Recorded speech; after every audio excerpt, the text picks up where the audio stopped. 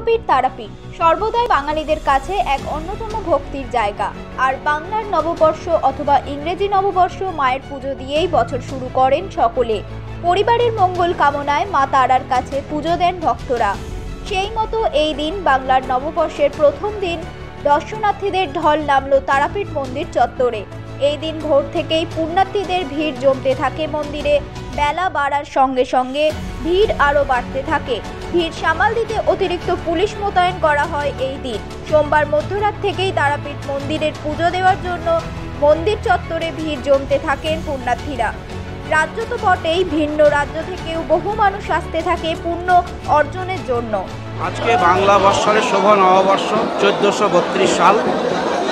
আজকের দিনে মায়ের বিশেষত্ব হলো যে অগণিত ভক্ত মায়ের মন্দিরে আসছেন, কারণ মায়ের কাছে পুজো দিয়ে তারা যাতে সারা বছর ভালো থাকতে পারেন, সুস্থ থাকতে পারেন, এই জন্য মায়ের কাছে আসছেন।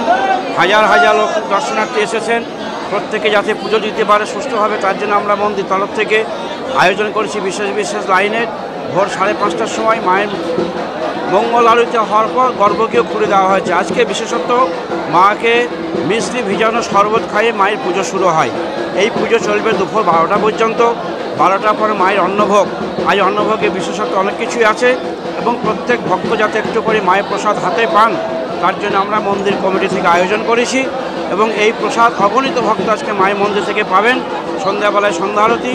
এই যে ভক্তরা আজকে মায়ের মন্দিরে মায়ের চরণ স্পর্শ করে মা তারাকে মালা পরিয়ে অঞ্জলি দিয়ে যে আনন্দ উপভোগ করছেন এবং সকলেই জয়তারা জয়তারা ধ্বনিতে আজ যেন তারাপীঠ মায়ের মন্দির মুখরিত হয়েছে।